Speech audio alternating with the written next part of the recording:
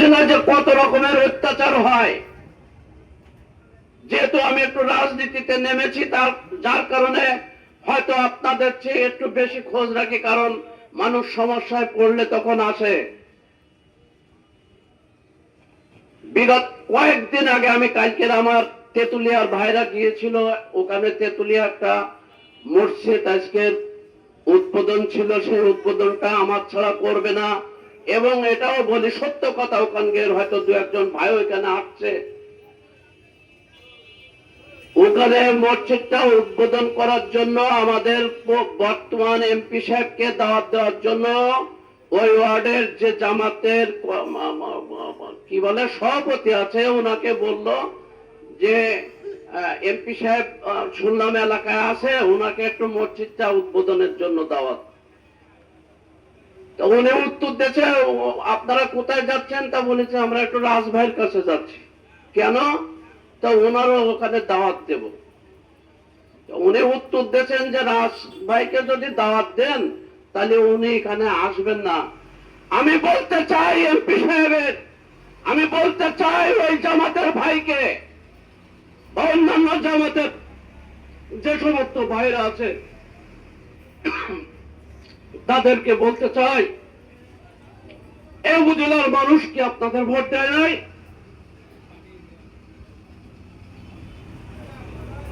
শুধু কি জামাতের ওই দুই একটা কর্মী বা যারা 10 বছর জামাত করে তারাই কি শুধু ভোট দিয়েছিল?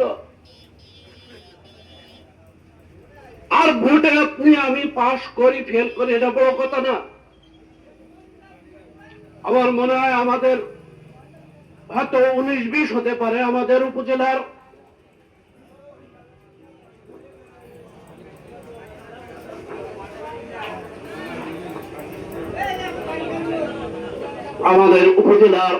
আমরা সবাই মিলে বিএনপিকে ভোট দিয়েছিলাম 71,000 সামথিং। সেখানে জামাত ভোট নিয়ে গেছিল সম্ভবত 1 লাখ, সম্ভবত 34 কি তার আশপাশ হবে। সবচেয়ে বড় কথা, আপনি আমি যখন একটা নেতা নির্বাচিত হব, তখন আপনার কাছে কে ভোট দিল কি না দিল এটা বড় বিষয় নয়। তখন আপনাকে এটাই ভাবতে হবে যে উপজেলাবাসী সবাই আমার, এটা একটা নেতার পরিচয় হওয়া উচিত। আর চিন্তা করেন একটা মসজিদ উদ্বোধন, এরকম ঘটনা কয়েকটা বলতে পারি। যাই হোক, আমি যেহেতু ঘটনাটা আজকের এই জন্য বললাম, এই ধরনের নেতা যদি আমরা নির্বাচিত করি, আজকে যেভাবে আশা শুনে আবার অশান্ত হয়ে যাচ্ছে, আমাদের ভাইকে বারবার এরকম ঘটতে থাকবে। আর এর জন্য যত দিন যাচ্ছে দেখেন তত মানুষ উচ্ছৃঙ্খল হয়ে যাচ্ছে। আজকের এখানে আমার এখানে অনেক মুরব্বী আছে যারা হয়তো এক সময় বিভিন্ন সালিশ গণ্যমান্য ব্যক্তি হিসাবে তাদের পরিচয় ছিল, এখন ভালো মানুষের কোন যেন মূল্যই নেই, কোন গণ্যমান্য ব্যক্তি বলতে কোন সমাজে নাই। এই হয়েছে আমাদের বিশেষ করে আশাশুনি উপজেলার অবস্থা। কারণ আমি সাতক্ষীরা দীর্ঘদিন থেকেছি, বর্তমানে ঢাকায় আমার ফ্যামিলি থাকে, সেখানেও দেখেছি এত নিম্ন আমাদের আশাশুনির মতো কোথাও আমি দেখিনি। এত চাঁদাবাজি, জমি দখল, ক্ষেত দখল, বাড়ি দখল, কাজ না কথা না, এর থানায় নিয়ে শাসন করা, এর অমুক জায়গায় নিয়ে ফাঁদে ফেলা, এত খারাপ আমি দেখিনি। তো আজকে আমার মূল কথা হলো, আমরা যদি বারবার এইভাবে ভুল করতে যাই আর ভুল করি, তাহলে বারবার আমাদের ভুগতে হবে। আর আগে তো একটা সামাজিক শাসন ছিল, এখনো আমরা আমাদের বাচ্চাদের সামনে মুখ উঁচু করে হাঁটি না। আর এখন দেখেন কোন সম্মান, কোন শৃঙ্খলা, কোন সামাজিকতা বোধ, কোন কিছুই আমাদের ভিতরে আর নাই, অবশিষ্ট সব শেষ। এখন এই উপজেলাকে ফেরাতে গেলে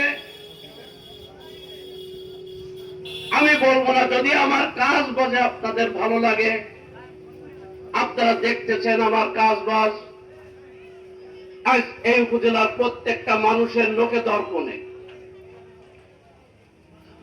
এখন যদি মনে করেন এই উপজেলার যোগ্য আমি হতে পারি, আপনারা কি আমার ভোট দিবেন? আর যদি মনে করেন আমার চেয়ে বেটার কেউ আছে, আলহামদুলিল্লাহ ভোট দিবেন। তবে আমার অনুরোধ, আপনাদের ভোটটা নিজের বিবেকের কাছে প্রশ্ন করবেন যে আমার এই ভোটটা কাকে দিলে সমাজের উন্নতি হবে, অসহায় মানুষগুলো একটু যাওয়ার ঠাঁই পাবে, একটু যেন মানুষ প্রশাসনে গেলে একটু নিরাপদ থাকে, প্রশাসন যেন কোনো পাবলিকের গায়ে একটা কটু কথা বলার ক্ষমতা না রাখে। আজকের প্রশাসনে যাবেন, আপনি টাকা দিলে আপনার সঙ্গে কথা বলবে, আপনি টাকা দেবেন না আপনার সঙ্গে কথা নাই। এই প্রশাসন আমরা রীতিমতো ট্যাক্স দিই, আমাদের ট্যাক্সে তাদের বেতন হয়, কিন্তু ওই ব্যক্তি সঠিক কথা বলতে পারবে যে 2 নম্বরই কাজ করে না, যার সৎ সাহস আছে।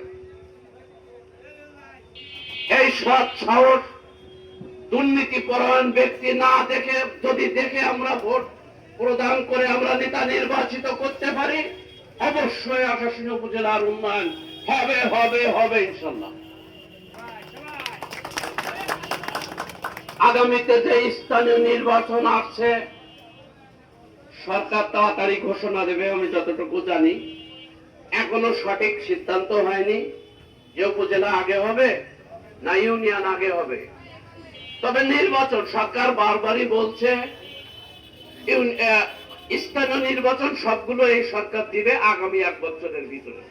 যেখান থেকে নির্বাচন শুরু হবে সেখান থেকে 1 বছরের ভিতরে প্রত্যেকটা স্থানীয় পর্যায়ের নির্বাচন সম্পন্ন হবে। তো সেই হিসাবে ধরে নেওয়া যায় উপজেলা দিক আর ইউনিয়ন দিক বা সিটি কর্পোরেশন দিক যেটা হোক দিতে থাকবে, একের পরে একে হবে।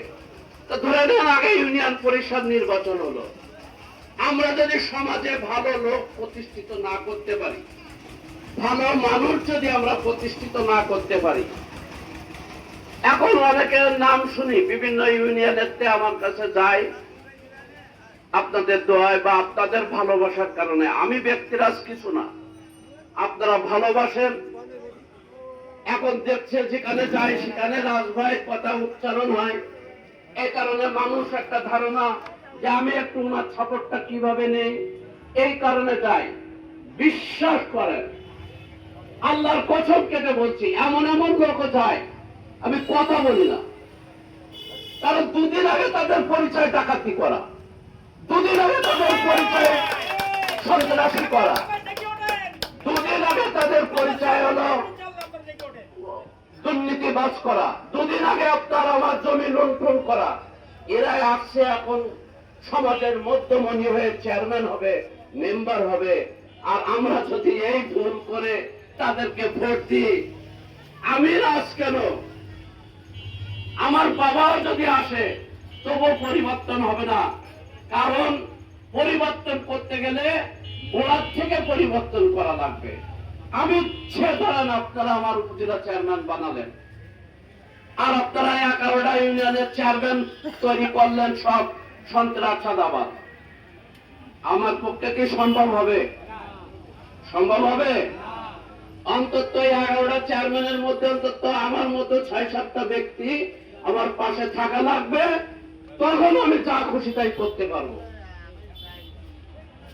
কিন্তু যদি দেখা যায় 11টা চেয়ারম্যানের মধ্যে 9টা হয়ে গেল বদমাইশ, 2টা ভালো হলো, ওতে কোনো কাজ হবে না ভাই। এজন্য আসেন আমরা সচেতন হই। বিশেষ করে আমাদের আশাশুনি উপজেলাটার যে অবস্থা, এর যদি আমরা পরিবর্তন করতে চাই, আপনার বিবেক বলে দেবে। কারণ আমি আস্তে আস্তে, আমি নাম বলবো না, তবে আস্তে আস্তে একজন কোন এক ভদ্রলোক আমার একজনের নাম বললো চেয়ারম্যান ইলেকশনে ভোটটা। আমি বলে আপনাদের এখানে জনপ্রিয়তা, তা বলে অমুকে, এই লোকের ভোট দেবে মানুষ, তাহলে ওই ছাড়া জায়গা নেই। আমি এত মানুষ থাকতে কি আর জায়গা নেই?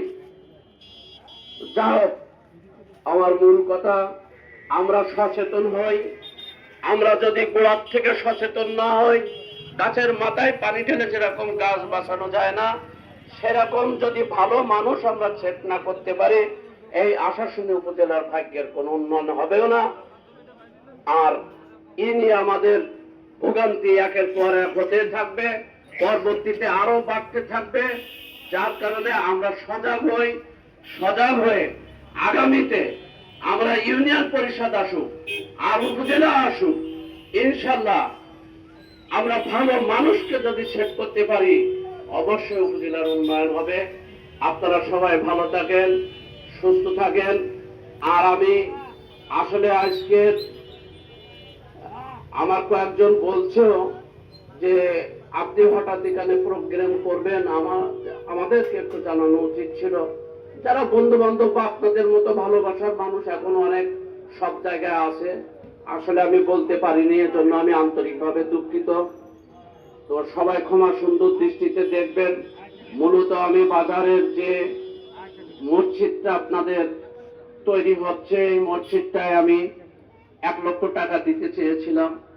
কয়েকদিন একটু দেরি হয়ে গেছে আমার, আসলে এবছর ব্যবসা বাণিজ্যের অবস্থা একটু খারাপ।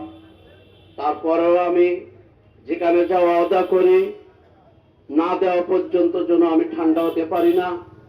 এজন্য মূলত ছিল আমি মসজিদে দুটো কথা বলবো, টাকাটা ওখানে দেব। কিন্তু দু একজন ভাই বলল, আমার মুজাম ভাইটা এরকম যে এখানে একটু পথসভাও করেন, অনেকদিন এখানে আপনি আসেননি, কথা বলেননি, তাই মূলত আসলে এই পথসভাটা করা। তো যা হোক, মিষ্টির ব্যবস্থা করা হয়েছে। এই 1 লক্ষ টাকা আমি ওনার কাছে দিলাম। আপনারা এটা নিয়ে কাজ করছেন। আর মসজিদ মাদ্রাসা আপনার আমার সবাই ঘর। আর বাজারের এই মসজিদ, আমি নামাজ পড়তে গেছিলাম আসরের, তো দেখলাম যে মসজিদের কাজ এখনো সেভাবে ডেভেলপ হয়নি।